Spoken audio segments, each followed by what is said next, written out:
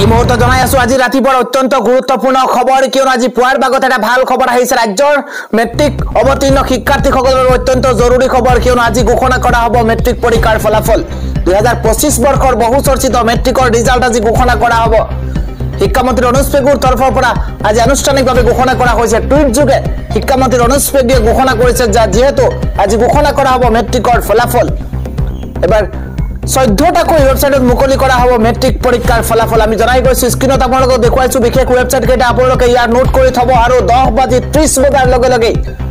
আপোনালোকে এই কেইটা বিশেষ ওয়েবসাইটত উপলব্ধ হ'ব মেট্ৰিকৰ ৰিজাল্ট কোনে কৰ পৰা চাই আছে আপোনালোকে ভিডিওটো এটা কৈ শেয়াৰ কৰিব লাইক কৰিব কিয়নো আজি যেহেতু এটা ভাল খবৰ আহিছে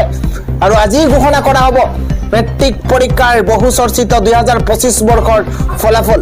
হাইস্কুল শিক্ষান্ত পৰীক্ষাৰ বাবে পৰীক্ষাৰ্থীসকলৰ বাবে অত্যন্ত জৰুৰী খবৰ এটা ভাল খবৰ যদি আপুনি চাই আছে বৰ্তমানে ভিডিওটো এটা কৈ শেয়াৰ কৰিব কিয়নো আজি দিনটোত